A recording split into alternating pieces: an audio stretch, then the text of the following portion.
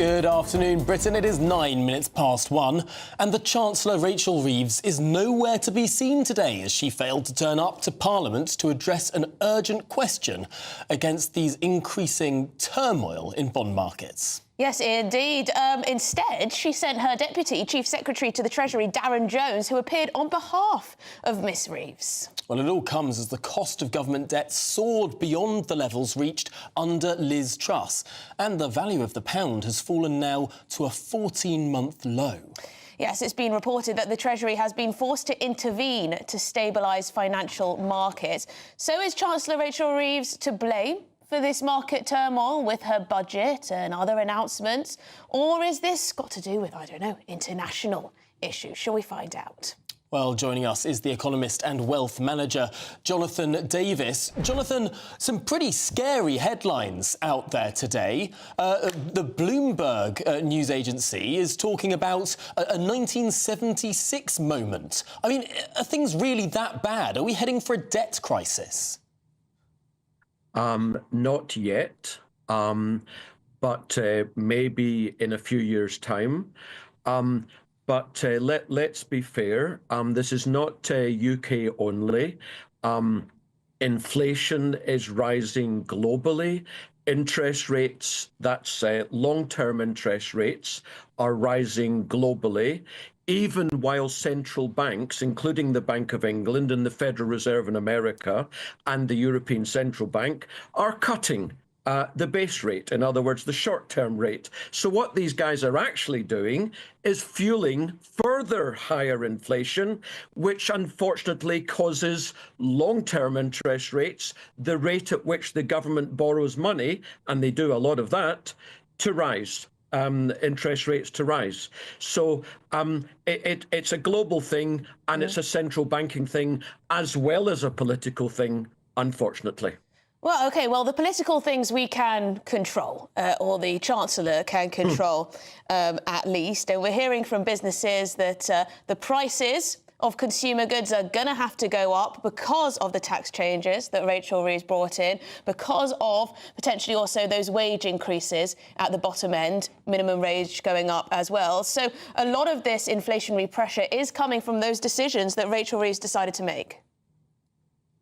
There's no doubt that UK politicians have an impact.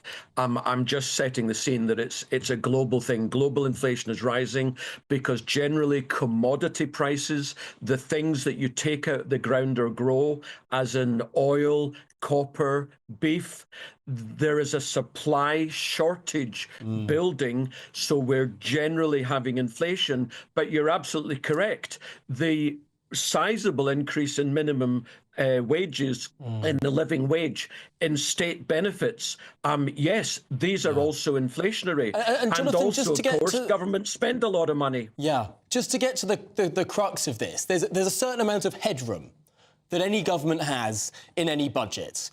I mean, I think we were left with around £10 billion of headroom after the last budget. But then, given that the cost of servicing government debt is now becoming more and more expensive, that headroom is shrinking and shrinking and shrinking almost by the hour.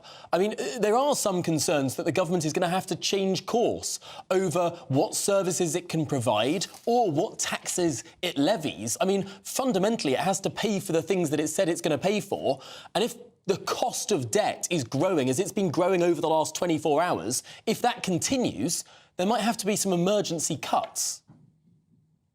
Come on, the cost of debt has been rising for the last 4 years as global inflation started rising dramatically from 2020.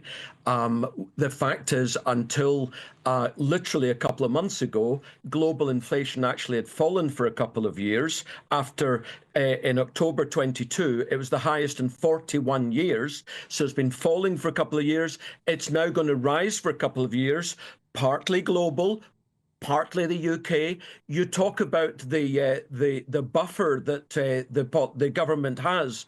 Well, that's of course based upon their level of spending. If they cut spending, which of course politicians will never do, then the buffer rises dramatically. Yes. But governments don't do what we want them to do. Governments do what politicians want them to do, which is get elected and then get re-elected, whatever colour your party is. So what government should do is what my hero Javier Milei in Argentina is doing, is slashing government borrowing, government spending, closing down departments, and look at that. He's reduced annual inflation, get this, from 300% to 20%, and the guy is a genius. He's transforming the Argentinian economy. If only every other country in the world was doing it, just like they did after Margaret Thatcher 40 years ago. Javier Milei is even stronger than Margaret Thatcher. Well, there you go. He's your economic pin-up today, and a lot of other people's as well. I mean, what he is doing is quite extraordinary, to be fair. But Jonathan, can we just... Liz Truss has taken the opportunity today to make her thoughts known about Rachel Reeves, not only with a cease and desist letter to Keir Starmer to stop saying that she crashed the economy, but also she's had something to say about the state of the economy. Do we have that clip? Right, well, what Liz Truss has basically said is that Rachel Reeves is to blame with high tax, high borrowing, high spend. In the video that she put out, she showed that Rachel Reeves borrowed more in her budget last year than Liz Truss's famous mini-budget had. I think her comparison was 45 billion versus 145 billion. Well, obviously, you know, we eat turkey at Christmas. Labour generally, socialists generally borrow and spend more. But come on, we had 14 years. My point is, it's politicians. It's not the colour of politicians. We had 14 years of government debt rising and the economy not getting any better. And I'll tell you an interesting fact. Average GDP per capita in the United Kingdom today is lower than 2007. Yeah. In other words, in 17, 18 years, the average wealth hasn't got any better. Obviously, it has for some, but on average, it hasn't. So, you know, it's politicians who need to get to grips with the reality, and they need to start serving us rather than their own class. Yeah, that's my point. It's such a shame that it takes generally a crisis for that to happen. I mean, Argentina had to have inflation at 300%. I mean, Margaret Thatcher had to have the winter of discontent before she could come in and do her reforms. Are we going to have a real proper crisis in this country for politicians to actually sit up, wake up and do the reform? Yes.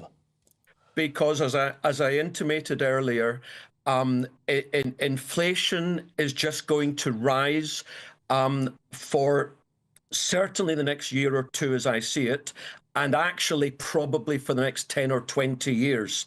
We might well, you know, 2030 is only 4.5, 5 years from now.